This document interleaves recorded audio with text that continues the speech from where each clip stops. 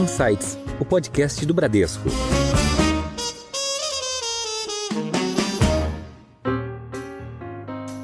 Todos esses temas são temas, educação, segurança, são temas que passam por uma melhor qualidade do gasto público. E eu não vejo isso na agenda. O que tem só de positivo é que cada vez mais a gente está discutindo esses temas. Sim. E o avanço do debate público é um valor enorme. Eu tenho dito aqui, usado uma expressão meio, aquela frase de efeito, assim, é que é muito difícil para o mundo competir com a renda fixa e variável americana. Porque a renda fixa, como eu falei, tem juros muito altos, e a renda variável, acreditemos ou não, existe ali uma história de tecnologia que está criando uma atratividade assim, monumental. Olá, tudo bem? Você ouviu agora alguns dos nossos destaques de hoje, mas tem muito mais. Eu sou a Juliana Maeda e este é o Insights, o seu podcast semanal com ideias que provocam um novo jeito de pensar. Ela já contou em outras entrevistas, e eu retomo aqui, que o interesse dela pela economia começou na época da inflação galopante na década de 80, em que as famílias chegavam com vários carrinhos no caixa, cheios de produtos porque era preciso estocar. E inflação e juros são temas que norteiam o mundo atualmente de forma sincronizada. A nossa conversa de hoje é com a economista Zeina Latif. Ela é doutora em economia pela Universidade de São Paulo, sócia-diretora da Gibraltar Consulting e um belo currículo em passagens por grandes empresas. Recentemente, ela lançou o livro Nós do Brasil, Nossa Herança e Nossas Escolhas. Eu queria agradecer a presença da Zeina. Zeina, bem-vinda e muito obrigada pela sua presença. Eu que agradeço o convite. E também participa do meu debate hoje comigo o nosso economista-chefe da Bradesco Asset, meu colega Marcelo Toledo. Marcelo, bem-vindo ao Insights novamente. Obrigado, Juliana. É um prazer estar com você aqui. E, claro, receber a Zeina é um grande prazer poder fazer esse bate-papo aqui sobre economia e outros temas. Obrigada. Zeina, eu queria começar esse bate-papo. Eu queria que você fizesse uma análise na sua opinião, quais são as principais incertezas que estão no ar? São muitas, imagino. A gente tem, como por exemplo, um processo de desinflação nos Estados Unidos ocorrendo. Então, eu queria que você desse a sua opinião sobre os riscos, as incertezas também, e um pouco sobre o caminho que os juros e a inflação dos Estados Unidos deve percorrer. Olha, a gente está vivendo tempos complexos, né? Porque, por um lado, tem muitas incertezas que vêm de questões geopolíticas, que a gente está vivendo algo que não se via há décadas, né? A gente tem as preocupações com questões ambientais. Lembrando que quando a gente fala em transição para verde, né? Economia limpa, energia limpa, enfim, quando a gente fala nessa transição, num primeiro momento, isso significa custos e perda de produtividade, ainda essa, né? Então, uma coisa, claro, é absolutamente necessária e meritório a preocupação com a questão do meio ambiente, mas não é trivial fazer essa transição. Claro, você tem ali procura por metais cuja oferta está na mão de poucos players, a oferta não é elástica, quer dizer, ela não reage rapidamente a preços. Você tem empresas que precisam fazer essa transição das suas plantas, dos seus métodos de produção, e isso, no primeiro momento, pode significar perda de produtividade. Né? Então, são fatores que pesam nesse ciclo econômico mundial que a gente está vivendo. Essas incertezas, elas podem ser ainda exacerbadas a depender, por exemplo, na questão geopolítica, a depender, por exemplo, do resultado da eleição dos Estados Unidos. Né? É uma preocupação uma vitória do Trump, por exemplo, do quanto a geopolítica pode ser afetada. Então, veja, nós temos, aqui eu vou fazer uma distinção que os economistas fazem, tem riscos e tem incertezas.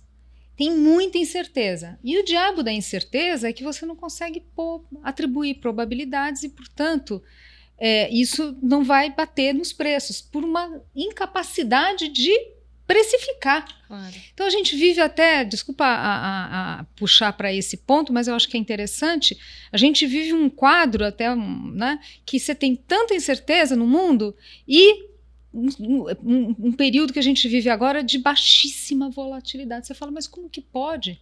Com um mundo tão complexo, a gente não sabe que dobrando a esquina o que vai acontecer e as volatilidades no mercado tão baixas é porque você não consegue precificar. Então essa é a primeira reflexão. Agora, tem alguns riscos aí sim, né? E aí, obviamente, a gente está falando do cenário nos Estados Unidos, o que a gente pode esperar de política monetária, da própria eleição nos Estados Unidos. Lembrando que, no caso, os Estados Unidos é um país que tem freios e contrapesos muito robustos, com um equilíbrio de poder entre os três poderes, né, muito grande. O presidente da República, para assuntos internos, ele pode pouco, mas para assuntos externos pode muito. Então, a gente vê essas preocupações dos analistas lá fora, que o Trump, quando venceu a eleição, ele não esperava, né? Ele foi pego de surpresa. E aí, o que alguns colocam, estou só reproduzindo o que esses analistas lá fora colocam, é que uma vitória dele, ele já entra já sabendo apertar os botõezinhos e que isso pode tornar o ambiente geopolítico mundial mais tóxico ainda. Então, tem riscos aqui, né, do que significaria uma vitória do Trump. E, claro, sempre ficam as dúvidas em relação à China, com muita dificuldade de pôr em preços também, porque tem sempre o questionamento dos indicadores, né? Sai um resultado de crescimento e já começa a ter muitos questionando, não é tudo isso. Aliás, isso aqui é um ponto importante, como é difícil analisar a China, né? Porque a gente usa o nosso manual, né? A gente usa o nosso manual de economia, mas também o nosso manual de país, de Ocidente, que é democrático, a sociedade com seus anseios e né, o que precisa um país para ter inovação. Então a gente olha, vamos dizer assim, essas cartilhas nossas aqui do Ocidente, nossas cartilhas econômicas de teorias de crescimento de longo prazo, e aí a gente descobre que é muito difícil, à luz dessas cartilhas, analisar a conjuntura na China, né? Tem um livro que a autora ela coloca assim, ela fala assim, olha, o que as pesquisas mostram é que o chinês valoriza mais a segurança do que a liberdade. Nossa. Porque quando a gente fala, por exemplo, no caso de inovação, para ter inovação você precisa ter liberdade, né? Liberdade para empreender, para investir. Lá não tem. E como que eles esperam inovar? Não vai dar certo. Essa é a discussão. Você pega uma Economist, você pega a mídia internacional, é o tempo todo questionando a capacidade da China de inovar, se esse plano de grande autonomia na questão de produção de chips, e, enfim, se eles vão conseguir de fato decolar, apesar da montanha de dinheiro que eles estão colocando, porque é um mundo, né, um país que não existe possibilidade de exercer as liberdades. Isso seria contraditório com inovação. Daí você pega uma leitura desse livro, quer dizer, uma leitura como essa, você fala, não, pode ser que consiga, pode ser que deixe de conseguir, mas lá na frente vai ver que tem esse dirigismo estatal tem ainda muito mais fôlego do que a gente imagina. Então, claro que são também mais um fator desse mundo mais complexo, né? Sim. Com riscos e incertezas, né? Zena, você falou um pouquinho sobre a eleição americana e tem alguns pontos que podem afetar os países emergentes. Você também já mencionou esse conflito econômico com a China, mas eu queria te ouvir um pouquinho mais em relação a alguns blocos de preocupação, digamos assim, para países emergentes em relação à eleição americana. Então, protecionismo, eventualmente, quer dizer, a questão de imigração nos Estados Unidos também, que pode mudar a política, e a política fiscal americana junto com, eventualmente, também uma substituição do Fed. Quer dizer, então, em que medida a gente pode ter nos Estados Unidos, com a eleição americana, uma continuidade de uma pressão inflacionária e juros mais altos olhando adiante. Quer dizer, isso também, de certa forma, vale para o Biden. Quer dizer, como é que você enxerga a consequência dessa eleição internamente nos Estados Unidos e também para países emergentes? Olha, interessante. Nessa linha de que internamente o presidente pode menos do que a gente imagina, tem que adicionar a isso a extrema polarização que traz dificuldades adicionais em qualquer negociação no Congresso. Né? Então, a gente viu, por exemplo, quando a Fitch rebaixou a nota dos Estados Unidos, havia ali, claro, a grande justificativa foi a questão fiscal, mas lá no relatório em que eles justificam a decisão, eles falam, olha, os Estados Unidos está com um problema de governança, né? Tá aprovando aumento do limite da dívida na marca do gol e sempre muito atrapalhado, não está conseguindo lidar com temas que são importantes num país que envelhece. Então eles citam, por exemplo, Medicare.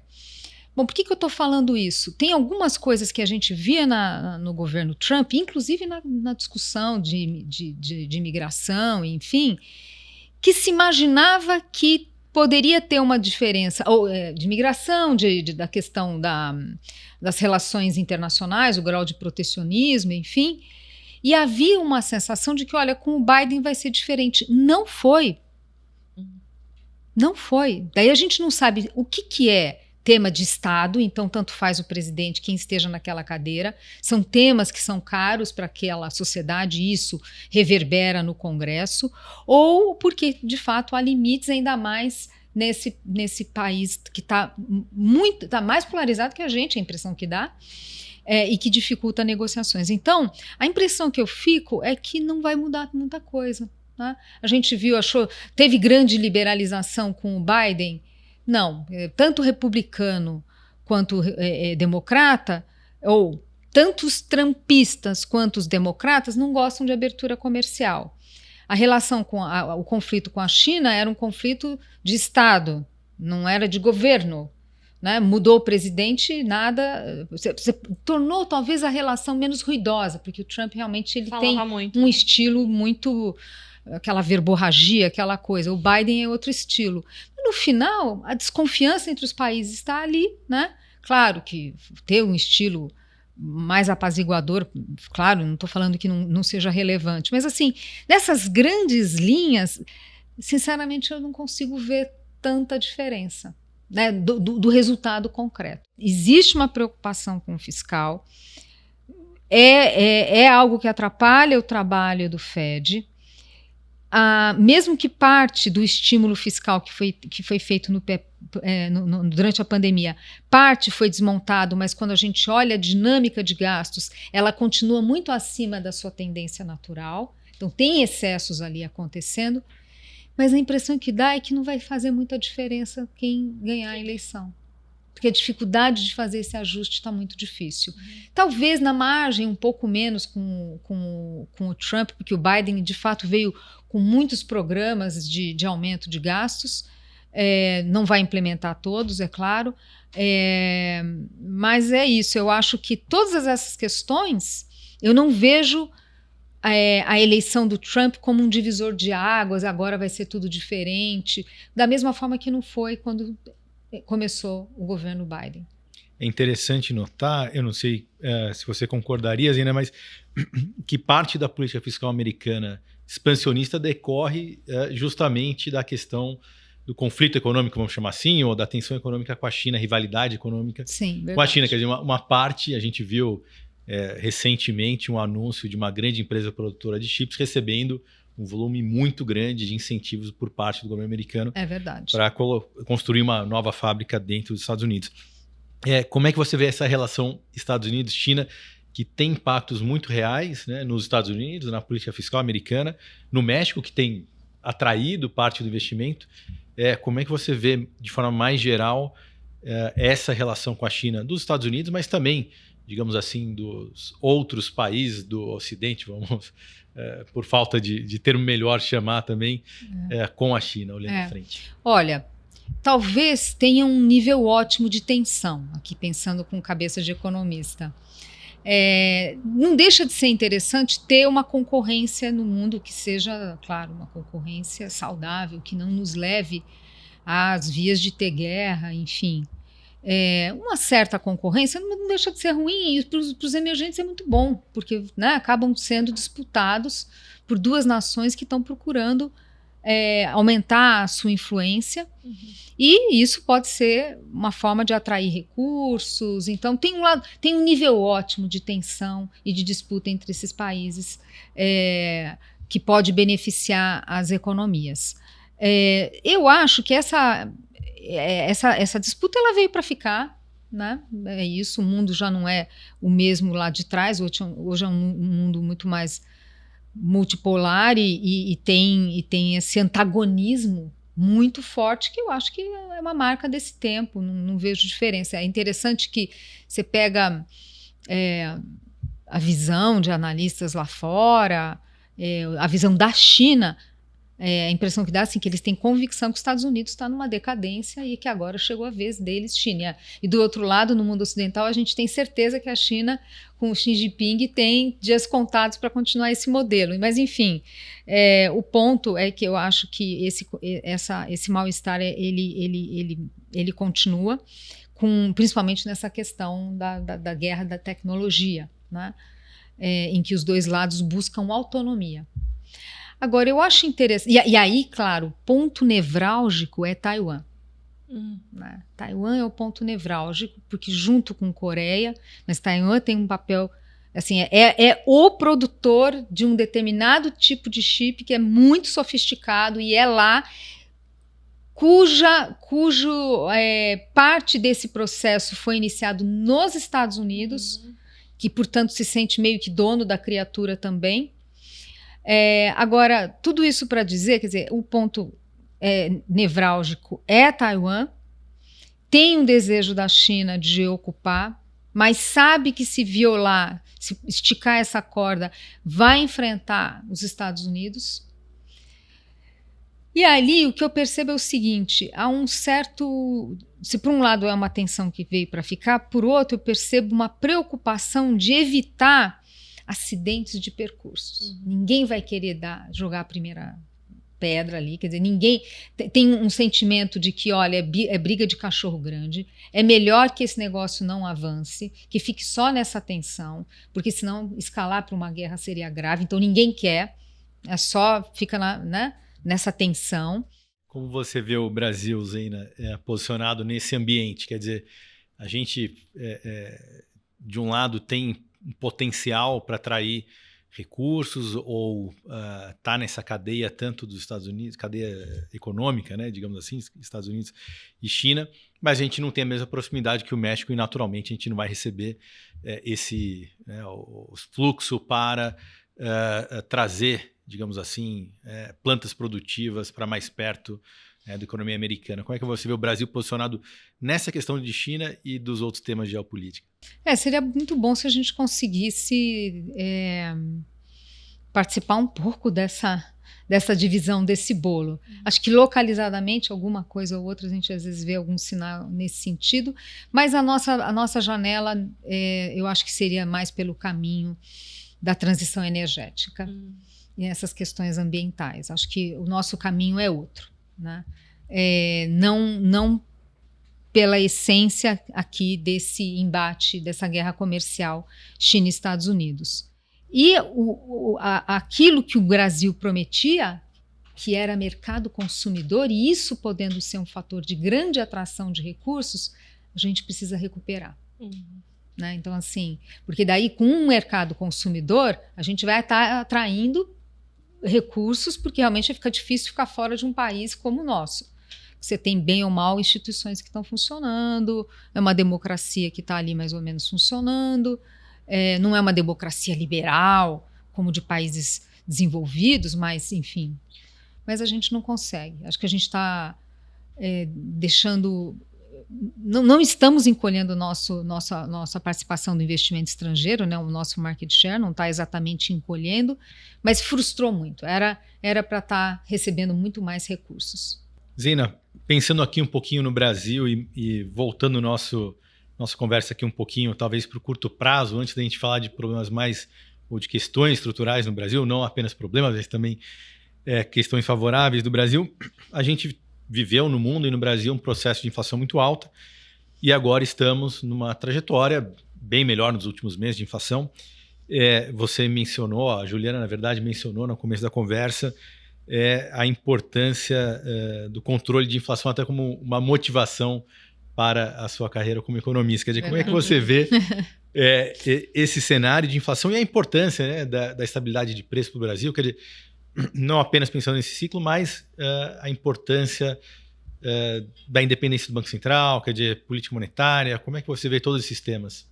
Olha, eu acho que a nossa capacidade de, né, plano real, estabilizar a economia e inflação baixa se tornar parte dos valores da nossa sociedade, isso foi um golaço. É parte dos valores da nossa sociedade. Então, a inflação baixa primeiro, isso é um valor nosso. Agora, indo para as discussões de curto prazo, tem boas e más notícias, né? A boa notícia é que, como a alta de juros ela foi sincronizada muito mundo afora, isso deu potência para a política monetária aqui também, né? Porque uma coisa era assim, se a gente tivesse uma inflação idiosincrática, uma inflação só nossa e só o Banco Central do Brasil subindo os juros, ia ser muito mais difícil conter a inflação. Agora a gente está falando do mundo todo inflacionário, o mundo todo subindo juros e isso levando as inflações do atacado para o campo negativo. E ajudando o nosso Banco Central na sua tarefa, ajuda a potencializar o efeito da política monetária. Agora, por outro lado, fala-se tanto da inflação de serviços, em parte é uma resistência, por quê? Porque a gente continua fazendo impulso fiscal, a gente, Estados Unidos, quer dizer, ainda tem muito impulso fiscal acontecendo, que atrapalha o trabalho do Banco Central, e eu acho que uma parte também é a mudança de preço relativo mesmo. Quer dizer, a gente observa, acho que a pandemia é um fator, mas são as mudanças também de valores, né, dos nossos jovens, né, que preferem andar de Uber a comprar um carro. Né? Quer dizer, a gente tem mudanças de hábitos da sociedade que favorecem o setor de serviços. E aí você não tem uma resposta tão rápida quanto gostaríamos da oferta, ainda mais num país como o nosso, que tem baixa qualidade de mão de obra. Isso gera alguns itens ali, né, uma inflação de serviços um pouco mais resiliente, quer dizer, você junta tudo, questões de demanda, questões de mudança de hábito que esbarram em aumento de oferta, junta tudo e isso, obviamente, traz limites para o Banco Central, né?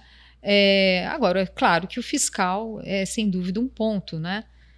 Acho que quando no Boletim Focus os analistas colocam o Selic em 8,5 para 2026, gente, 8,5 é coisa para burro. Né? Na transição do Temer para o Bolsonaro sem reforma da Previdência, era 6,5. Então é claro que no fundo é a preocupação do fiscal para a inflação. Mas eu diria o seguinte: esses temas geram, enfim, é o que se alimenta o mercado, né?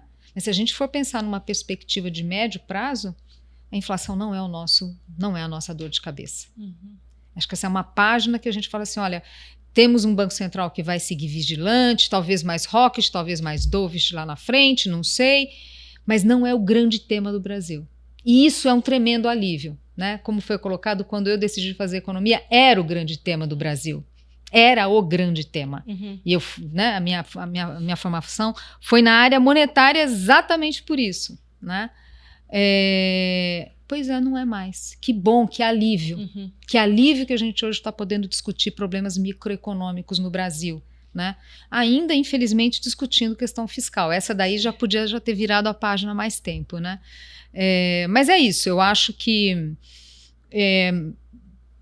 trazem discussões relevantes de curto prazo, mas nada que vá atrapalhar nosso potencial de crescimento de longo prazo. E você comentou agora da questão fiscal, né? Então eu queria falar um pouquinho dos gastos públicos versus a inflação. E qual que é a sua avaliação sobre um potencial corte de despesas? Que tipo de despesa que você acha que é mais difícil para os governos conseguirem cortar? A gente não corta despesa no Brasil. É impossível cortar despesa no Brasil. Impossível. Porque elas são previstas na Constituição, na maioria delas. Daí você fala, tá bom, eu mudo a Constituição. Tá bom, você vai conseguir conter o crescimento da despesa. Cortar, a gente não consegue. Você não consegue cortar a despesa. E aí, então tem questões, né, do nosso marco legal, tem as dificuldades políticas, né? Cada vez que você faz uma política pública nova, você tem que pôr na conta que vai ser muito difícil você desmontar lá adiante. A gente viu no caso, né, esse assunto sempre voltando da reoneração da folha. Então, por diferentes razões, a gente não consegue cortar despesa no Brasil. Então, não consegue. Você consegue conter o crescimento delas. Vamos pegar a reforma da Previdência. Isso era uma coisa assim, o ex-ministro Paulo Guedes, ele falava da economia de recursos com a reforma da Previdência. Não era economia de recursos, nunca foi economia de recursos, era deixar de crescer as despesas, conter o crescimento das despesas, que seria algo já contratado por causa do envelhecimento populacional. Então, era uma forma de conter esse crescimento. Então, não conseguimos cortar, né? A gente consegue, no máximo, com reformas, conter o seu crescimento. Zina, a gente tem discutido entre os economistas o que eu colocaria como duas visões sobre o PIB potencial. Uma delas é que a gente fez várias reformas. Recentemente fizemos também a reforma tributária, que vai ter impactos a longo prazo, então provavelmente não muda tanto o PIB potencial no curto prazo, mas a gente vem, nos últimos anos, tendo algum avanço em reformas econômicas, por exemplo, a reforma trabalhista, além da reforma da Previdência, que você já mencionou. De outro lado, a gente olha investimento ainda em relação ao PIB bastante baixo. Eu gosto de comparar em relação a 2013, a gente está com investimento mais ou menos 15%, 16% abaixo em termos ajustados pela inflação do que a gente tinha 10 anos atrás. Quer dizer, como é que você enxerga o PIB potencial brasileiro? Que tem motivos para a gente ficar um pouco mais otimistas, mas outros que ainda, né, recomendam cautela. Como é que você enxerga o crescimento potencial e problemas ou vantagens que a gente pode estar olhando daqui para frente? Olha, eu estou no grupo que acha que tem, sim, ganhos cumulativos de reformas estruturais e de ter um ambiente macroeconômico mais previsível, né? Aqui comparando em relação ao passado, sei lá, período Dilma, alguma coisa assim, e que isso pode estar se traduzindo já em aumento de potencial.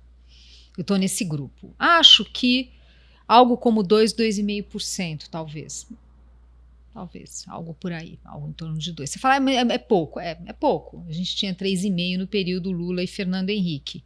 A única coisa que agora também o crescimento populacional é menor, então também em termos de PIB per capita o tombo não é tão grande. Mas eu acho que tem sim uma melhora. Claro que não está vindo por investimento, né? Não está vindo por investimento ou talvez por ganho de produtividade. E os dados mostram que tem já algum ganho nessa linha. O fôlego disso, claro, vai depender de ações do atual governo, do quanto a gente vai continuar melhorando o ambiente de negócios enfim, e preservando essa estabilidade macroeconômica. Desde o governo Temer, entra governo, sai governo, e a gente vê a reforma estrutural sendo aprovada, né? A gente teve a tributária, teve também dos marcos de garantia sendo aprovada. Então, isso tem um valor, viu? Você conseguir mudar de presidente e a agenda de reformas continuar, ainda que lento, mas continua. Desde o Temer, quer dizer, Temer, Bolsonaro, Lula, a gente tem uma continuidade. Podendo ainda ter alguma renovação da política adiante. Isso tem um valor enorme do ponto de vista de percepção de que, olha, dá para continuar fazendo reforma, dá para continuar aumentando o potencial de crescimento. Então, o meu olhar é assim, eu sempre tenho medo do cenário da mediocridade. Nosso risco é sempre a mediocridade, né? Mas eu acho que tem algumas boas notícias nesse quesito, sim, de uma melhora, de alguma melhora nesse potencial e da perspectiva de que pode ter continuidade. Esse é o ponto. Você enxerga a reforma tributária como um desses elementos importantes? A gente vai ter agora o debate no Congresso para regulamentar a reforma também? Quer dizer, como é que você enxerga a reforma tributária dentro desse contexto mais geral de reformas econômicas? Olha, a reforma, bom, todo mundo já falou isso, não vou ser a única, ela poderia ter sido muito melhor, né? Eu acho que perdemos um time muito importante em 2019. Porque em 2019, se a gente tivesse conseguido, se tivesse tido ali um empenho do governo para aprovar a reforma, que era o interesse, era um compromisso do Congresso, havia um compromisso do próprio Rodrigo Maia, na época, presidente da Câmara, eu acho que teria sido uma reforma mais ambiciosa. O problema é como ela vai cozinhando ali no Congresso, você vai junto com isso trazendo os grupos de pressão, cada um puxando para o seu lado. Aí na hora que cede para um, a fila dobra para mais pessoas, né, mais grupos querendo benefícios. Apesar disso, eu estou no grupo que acha que a gente pode se surpreender positivamente com o impacto da reforma. No seu devido tempo, a gente sabe da transição lenta, é um efeito cumulativo assim, que vai, né, muito tempo, porque ela toca em muitos temas que até acho difícil, por melhor que seja o pesquisador, conseguir simular o impacto de cada elemento novo que é trazido, ou, né, de fatos novos que são trazidos pela reforma. Acho que quem chega... Eu gosto da metodologia que o Braulio Borges fez, e que mostra resultados ali, uma expectativa de ganhos relevantes, 20%, né, em 15 anos, uma coisa assim. Porque, assim, primeiro que a gente tem aquela questão de melhorar a alocação de recursos, né? Entre setores, nas regiões. Melhor alocação de recursos dentro das empresas. Hoje as empresas elas têm que ter exército de pessoas, tributaristas, contadores, para dar conta das várias regras, das mudanças de regra, toda, né, o custo de observância das mudanças de impostos e tal. Isso é recurso que você está deixando de usar para formar mão de obra, para inovar na gestão, para equipar melhor a sua empresa. Então, você melhora também a alocação de recursos dentro das empresas. Né? Você vai gastar muito mais com a atividade produtiva em si, a sua modernização, do que hoje você tem que ter para lidar com o custo Brasil. Vai poder desonerar exportação, vai poder desonerar investimento e beneficia mais um setor que tem efeitos multiplicadores importantes na economia, o que mais tem efeito multiplicador, que é a indústria. Então, é difícil juntar tudo, né? Numa simulação, você conseguir juntar todos esses vários canais aí que você pode ter de benefício da reforma tributária. Tem um trabalho interessante de um professor da Universidade de Tulane, que ele analisa o impacto nos países após a aprovação do IVA. E aí ele separa pela renda dos países. Então, o que acontece com o país pobre, o que acontece com o país de renda média mais arrumado e país rico. O país muito pobre, ele não vai se beneficiar. Porque ele é um país já com tantas distorções e às vezes nem tem estrutura estatal para implementar bem o IVA. Então, não vai fazer diferença nenhuma, não faz diferença. O país muito rico já é rico, já tem a casa mais arrumada, o ganho existe, mas é mais incremental. O grupo de país que mais se beneficia é justamente o grupo do meio, que tem geralmente um sistema tributário já muito confuso, tem capacidade, tem estrutura estatal para implementar corretamente o IVA, e aí o ganho em termos de potencial é muito maior. Então, nesse trabalho aí, fala-se 30 e tantos por cento, 33% de aumento de PIB potencial em, acho que era 15 anos, 10 anos. Estou falando aqui grandes números, porque realmente eu não lembro os detalhes. Bom, é justamente o grupo que a gente está.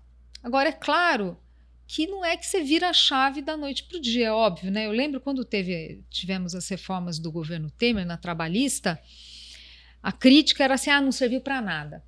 Não tem, né? Achando que você faz uma reforma e na hora vai ter já o impacto. Então, demora, mas eu tenho um olhar otimista, viu? E, de novo, é muito, do ponto de vista simbólico, uma discussão que ganhou corpo ano passado, ter continuidade no atual governo, Para mim, isso tem um tremendo valor. Simbolicamente, que países hoje a gente tem fazendo reforma estrutural, né? E com continuidade, sabe? Eu acho que a gente precisa valorizar essas pequenas conquistas nossas. A gente estava falando aqui da importância das reformas. E como você avalia, Zeina, o quadro mais geral de ambiente de negócio no Brasil, não só associado a questões econômicas, né, mas em relação a outras questões, segurança pública, a questão de estabilidade jurídica, regulação, etc., educação, por exemplo, também, uma questão fundamental aqui. Eu já gravei um podcast sobre só esse tema. Como é que você enxerga todas essas vertentes mais gerais para a sociedade brasileira? Olha, todos esses temas que você falou, estes sim são os que tiram sono. Não é o Copom, não é a inflação, são esses temas. E que machucam o potencial de crescimento e muito, né? A gente vê cada vez mais estudos mostrando na questão, por exemplo, da segurança pública, quanto isso tira de investimento do país. Mesma coisa quando a gente fala em segurança jurídica, o diabo da insegurança jurídica, que assim, em muitas frentes, né? Tributária, a gente vai ter oportunidade, né, na parte de imposto sobre o consumo, a gente vai ter oportunidade de reduzir. Aliás, uma das questões da lista ali, eu esqueci de falar isso, quer dizer, você reduzir o contencioso tributário do país. Esses são são agendas difíceis. Isso aí é machucar PIB potencial na veia, e são agendas difíceis. Eu me lembro uma vez, eu vou contar uma história para vocês, eu fazia parte daquele conselhão do Temer, né? E aí alguns conselheiros falaram assim, não, a gente tem que propor aqui para o presidente, vamos fazer a PEC do fim da insegurança jurídica. Não, né? Não é isso, a questão não é essa. A gente acha que, aliás, parte do nosso problema de insegurança jurídica é se você achar que tudo você resolve colocando uma lei, né? Você proíbe a insegurança jurídica. Não, daí que você vai criar mais, né? Se você proibir. E eu achei curioso aquilo, né? Porque mostra como é pouco compreendido esse problema e como a gente ainda não tem um debate público avançado nessa discussão. Não há dúvida que alguns marcos jurídicos do Brasil a gente vai ter que rever. Uhum. E não há dúvida que a gente precisa ter um maior diálogo com o sistema judiciário. Uhum. Né? O sistema, quer dizer, não só o judiciário, mas põe Ministério Público na conta, põe Tribunal de Contas. Não vejo essa agenda, quer dizer, vejo algumas iniciativas do Ministério, ainda na época do Bolsonaro, né, na época do Paulo Guedes, algumas iniciativas para reduzir inseguranças jurídicas em alguns pontos, porque é trabalho de formiguinha mesmo, não é a grande reforma, né? Vejo alguma continuidade, mas não há dúvidas assim que a gente vai ter que ter um esforço muito grande em várias frentes para gerar um ambiente de negócios mais previsível, com menor redução dessa insegurança. A matéria-prima atrapalha, porque a forma como a gente desenha leis no Brasil, elas são sempre muito dúbias, fruto da nossa dificuldade de construir consenso. Como é difícil construir consenso no Brasil, o Brasil é um país complexo, o Nordeste é uma coisa, o Sul é outra, o Centro-Oeste é outra, é difícil para muitas clivagens sociais, muitas clivagens regionais, tudo isso vai para o Congresso, então o Constituinte era a pressão de tudo quanto era lado que estava vindo, né? E aí, parte da solução encontrada foi o quê? Foi escrever leis dúbias. Porque daí você agrada todo mundo. Né? Estou simplificando aqui, talvez um jurista que me ouça vai falar que não é bem assim, mas enfim, de certa forma, a massa, quer dizer, a gente parte de uma situação difícil, que o próprio desenho das regras, eles trazem junto a insegurança jurídica, trazem o espaço para o questionamento. E a outra coisa que a gente fez na Constituição foi facilitar muito o acesso à corte. Qualquer um pode fazer o questionamento. Então, assim, temos um desenho que não é uma cartada, não é uma medida ou outra. mas esse é um trabalho de formiguinha para melhorar a insegurança jurídica. Que hoje eu acho que assim, pena que a gente ficou tanto tempo discutindo porque a Selic, porque o câmbio, na verdade, o mais importante são essas discussões, né? E em relação à segurança, a mesma coisa, né? Quando a gente vê nas pesquisas que a sociedade coloca a falta de segurança pública como um dos fatores que mais traz, né, insatisfação e descontentamento, bom, certamente isso deve valer também para o setor produtivo. Né? Eu já conheci empresário que não distribui material no Rio de Janeiro. Prefere abrir mão do mercado consumidor no Rio, porque afinal no Rio não dá para entrar. Fica muito caro, a operação fica muito cara, não vale a pena. Então, imagina o tamanho disso em termos de potencial. Então, uma coisa que eu vejo, assim, o PT faz muito discurso da expansão fiscal, do gasto público, e passa longe dessas discussões que a gente está falando aqui, né? Por exemplo, a própria questão da segurança e a questão da educação.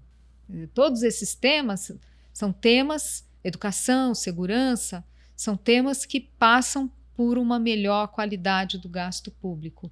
E eu não vejo isso na agenda. Uhum. O que tem só de positivo é que cada vez mais a gente está discutindo esses temas. Sim. E o avanço do debate público é um valor enorme, porque achar que a classe política vai avançar nesses temas sem ser algo que a sociedade pressionou, quer dizer, não vai. Tem limites para até onde a classe política consegue avançar, né?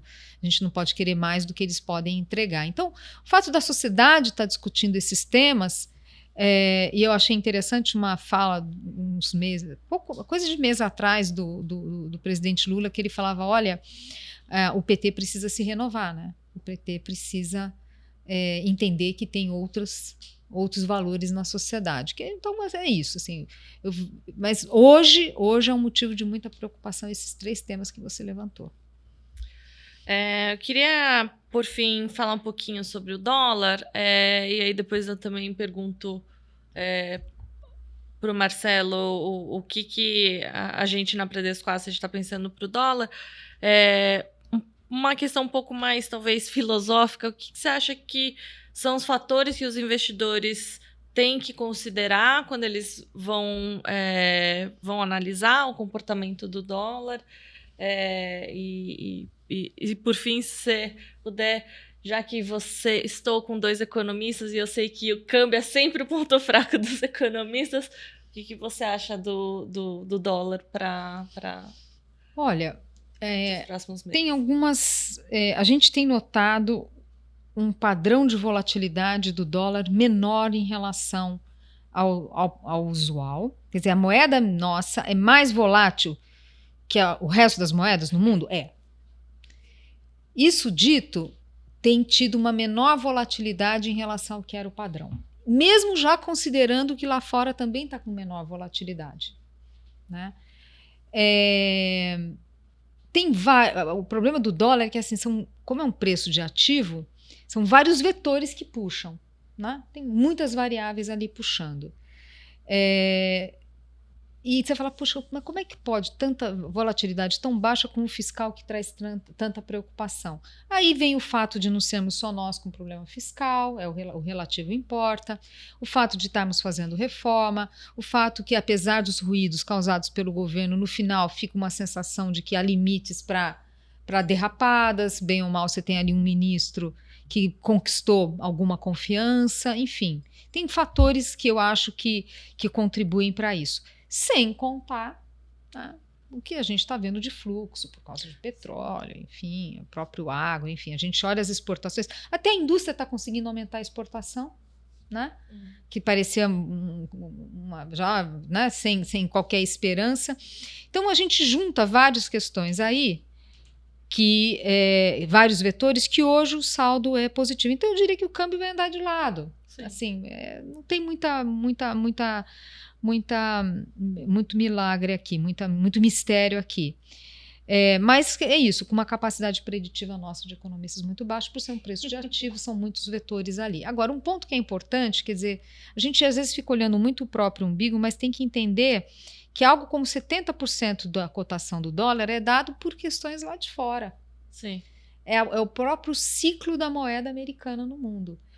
Hoje, tem razão para a moeda americana enfraquecer muito? Não. A última vez que teve um enfraquecimento um pouco maior foi na pandemia, porque o Trump estava fazendo confusão ali na gestão da pandemia, né? Muitas críticas que havia em relação à gestão da pandemia lá atrás, em 2020. Aumento de gastos explosivo nos Estados Unidos. E aí o mundo penalizou e a gente viu a moeda americana se enfraquecer naquele momento. Fora isso, é uma moeda que vem se mantendo forte, porque o que importa é o relativo, né? Sim. E aí, como os Estados Unidos continua tendo ganho de produtividade, melhor que o resto do mundo, como a China patina, comércio mundial andando de lado, para os Estados Unidos significa moeda forte. Né? Quando a gente viu lá atrás, no início dos anos 2000, China entrando na OMC, comércio mundial explodindo, crescendo, a moeda americana se enfraqueceu. Claro, por quê? Porque os Estados Unidos não tem, né, por ser um país que o seu motor de crescimento é muito mais o interno, né, o mercado interno e não o externo. Então, o mundo ir bem significa Estados Unidos em termos relativos e não está tão bem assim, sua moeda enfraqueceu. Hoje a gente tem um quadro que é confortável. Então, o que eu vejo assim, se estiver uma eleição muito ruidosa, muita pancadaria, um Trump muito virulento, daí, assim, pode ser que a gente tenha uma moeda americana se enfraquecendo e, obviamente, a nossa cotação aqui vai cair sensivelmente abaixo dos 5. A ver. Mas eu diria que esse é o... Se eu tiver que estabelecer assim, que é uma variável, né, um condicionante importante, é a eleição dos Estados Unidos. Marcelo, qual que é a nossa visão da Bradesco Asset para dólar? A nossa visão de cenário base, Juliana, não é muito diferente da Zeina, de um câmbio relativamente estável olhando adiante. Mas eu acho que aqui a gente tem uma percepção de riscos um pouco mais favorável. Então a gente vê poucos motivos para o câmbio depreciar e alguns motivos que podem trazer uma apreciação. Então eu diria o seguinte: o primeiro deles é que o real continua depreciado historicamente. Se a gente comparar com o pré-pandemia, o dólar deveria estar mais, a taxa de câmbio, real dólar deveria estar perto de 4,40. Se a gente voltar lá para aquela fase de 2016, 2017, onde houve uma combinação de astros favorável para o Brasil, a gente poderia estar até abaixo de 4. Né? Os drivers do Brasil são relativamente, eu diria, benignos para a taxa de câmbio. Preço de commodities ainda alto, o agro ok, aumento de produção de petróleo, balança comercial alta, juros internos altos. O fiscal não é um risco de insolvência, então a gente está com o CDS mais baixo desde 2019, menor diferencial para o México desde muito tempo. Mas também, como a Zina colocou, eu acho que o grande evento contrário é a economia americana, tanto de juros, 5,5% de Fed Funds, quanto de renda variável. Eu tenho dito aqui, usado uma expressão meio, aquela frase de efeito, assim, que é muito difícil para o mundo competir com a renda fixa e variável americana. Porque a renda fixa, como eu falei, tem juros muito altos, e a renda variável, acreditemos ou não, existe ali uma história de tecnologia que está criando uma atratividade assim, monumental para as ações americanas. Eu até acho que em algum momento do tempo isso pode ser um certo exagero, mas essa é a verdade. Então, a gente vê uma assimetria para a taxa de câmbio para baixo, mas como cenário base, ali uma certa estabilidade. Ótimo. Agora, mudando completamente de assunto, Zena, queria voltar para você falar um pouquinho da sua carreira. Já introduzi aqui o que te atraiu, né, para a economia na faculdade, mas eu queria entender também um pouco do que você acha que é uma dica boa para uma menina que está começando, que está querendo entrar na carreira querer fazer pesquisa ou entrar como economista em alguma instituição, que dica que você daria? E depois eu queria que você pudesse dividir com a gente algum outro emprego ou trabalho, se você pudesse escolher qualquer um no mundo. Olha, por incrível que pareça, essas duas perguntas são as mais difíceis que vocês fizeram até agora, né? Essas são as mais difíceis. Olha, eu gosto muito da minha profissão. Uhum. Eu gosto de economia, eu enxergo o mundo com cabeça de economista.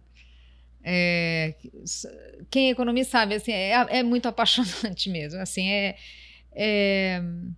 Então, a primeira coisa, se você decidiu, vale para homens, vale para mulheres, assim, faça porque você gosta mesmo do assunto, assim, sabe? Tem que gostar, porque é uma forma de organizar o seu pensamento, a racionalidade que isso traz. Então tem que, qualquer que seja a atuação como economista, você tem que gostar desse universo. Está disposto a se aperfeiçoar, se aprofundar. Hoje, uma pessoa para trabalhar, hoje não, né? Mas para seguir de fato a carreira de economista, é importante fazer uma pós-graduação, né? É importante. Então, por isso que você precisa gostar. Não pode ser assim, eu vou fazer faculdade de economia, porque daí eu vou lá para o mercado financeiro, daí eu vou ganhar um salário bom. Não caia nessa. Não caia nessa, porque ainda mais porque o mercado é muito exigente. Então, você é testado o tempo todo. E tem que lembrar que nós, economistas, a gente não tem bola de cristal, então a gente erra. E é doído para burro errar. Mas aí o que você faz? Se você agarra no teu conhecimento, na seriedade da pesquisa que você fez, daí você vai lá e fala, ixi, é mesmo, olha, essa hipótese que eu estava trabalhando aqui, ela não saiu do jeito que eu imaginava.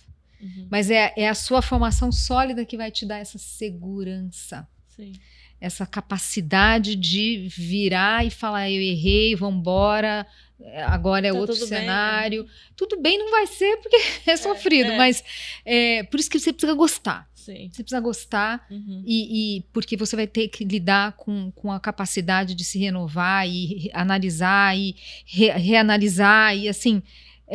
então precisa ter os conceitos claros, precisa ter uma formação boa, né?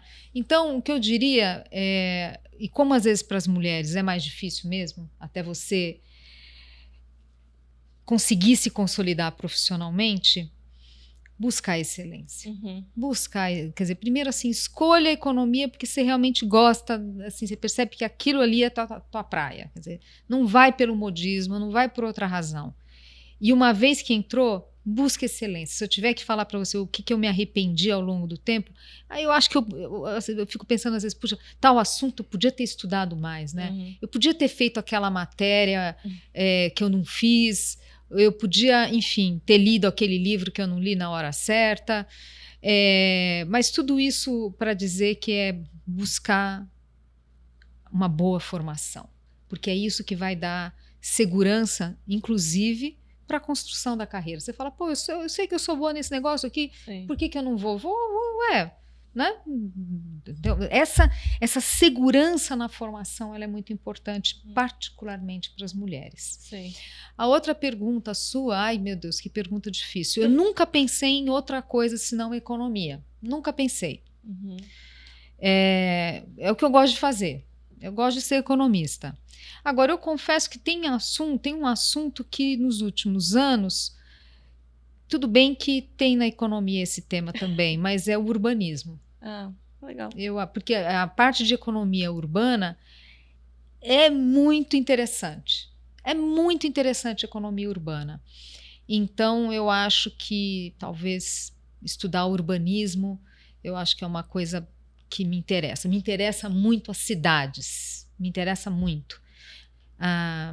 Cidades mal desenhadas, cidades que afastam os pobres para a periferia, cidades com má utilização do solo, tudo isso é gerador de pobreza, de custos econômicos, Na minha experiência como secretária de desenvolvimento de São Paulo, esse era um tema que me afligia. Uhum. Quer dizer, o que a gente pode fazer para ter melhor uso e ocupação do solo, para que isso reduza o custo de operação das empresas, permita melhor qualidade de vida das pessoas mais humildes, permita maior interação das pessoas, pobre com rico, rico com pobre, enfim, essa dinâmica da cidade, e isso passa por melhores desenhos das cidades. Então, esse é um tema que eu gosto muito. Acho que se eu não fosse economista, eu acho que eu ia me aprofundar nessa área. Legal, diferente. E a gente está encerrando a nossa conversa. A gente tem aqui no Insights, vocês já sabem, uma tradição de pedir para os nossos convidados alguma dica cultural. Pode ser um livro, um filme ou uma série. Zeina, você tem alguma dica para dar para gente? Olha, cultural, eu não tenho muito não, mas eu tenho um livro que eu li recentemente, que é Social Media and Democracy, que eu achei muito interessante, porque a gente tem na cabeça essa visão de que as mídias, as novas tecnologias, elas estão aumentando a polarização. E esse livro quebra esse mito, né? Ele vai pegando várias pesquisas já nessa linha que mostram que, na verdade, a gente está muito mais exposto a visões diferentes da nossa, ao contrário do que a gente imagina, do que quando era na mídia impressa tradicional. Porque lá atrás você assina o seu jornal e você fica nele. Agora você recebe informação, mesmo tendo os robôs que acabam impactando aquilo que a gente vai ter acesso de informação, você também vai receber coisas de pessoas que têm visão ideológica diferente da sua, mas porque, por exemplo, estão no teu ambiente de trabalho. E você também vai receber esse tipo de informação. Então, o que essas pesquisas estão mostrando é que a polarização é um outro fenômeno. Não é culpa causado pelas mídias sociais. Não é causado pela mídia social, apesar dessa intuição nossa em relação os robôs, enfim, né? Eu gostei muito, para mim foi muito interessante, então essa fica a minha dica. Não é exatamente cultural, né? Mas enfim, essa é a minha dica. Obrigada pela dica. Marcelo, você tem alguma dica pra gente hoje? Eu tenho uma que, na verdade, surgiu durante a nossa conversa aqui, que é sobre inflação brasileira. Então, é um livro da Miriam Leitão, que ela escreveu faz algum tempo, que chama Saga Brasileira. E, se eu não me engano, alguma coisa do tipo a luta de um povo por sua moeda. Então, ela traz, né, para quem viveu ali a década de inflação alta, as décadas, né, porque durou bastante tempo. Então, para quem é mais jovem, é uma forma de aprender a história brasileira e esse valor fundamental, que eu diria não apenas a estabilidade da moeda, que é algo importante, mas é essa questão que a Zeina mencionou da estabilidade econômica, quer dizer, a previsibilidade, e que no fundo também espelha um acordo ou uma concordância, digamos assim, social para que você controle a inflação. Quer dizer, controlar a inflação é também um marco, eu diria, de uma evolução da sociedade brasileira. Sim. Então, acho que é um livro interessante ali para conectar com o nosso tema. Bacana, obrigada. Esse foi mais um Insights, o podcast do Bradesco, e eu tive o prazer de conversar com a economista Zeina Latif. Zeina, muito obrigada, foi um prazer te receber aqui. Eu adorei a conversa. Obrigada. E eu também quero agradecer ao Marcelo Toledo, economista-chefe da Bradesco Asset. Marcelo, obrigada pela sua presença novamente. Eu que agradeço e agradeço a Zeina aqui pelo excelente bate-papo. E você que nos acompanha já sabe, tem Insights novo toda semana nas principais plataformas de áudio, no YouTube e no Instagram, no perfil podcast.insights. Segue a gente, ative o sininho para receber as notificações e fique por dentro das gravações, dos bastidores e muito mais. Até, tchau!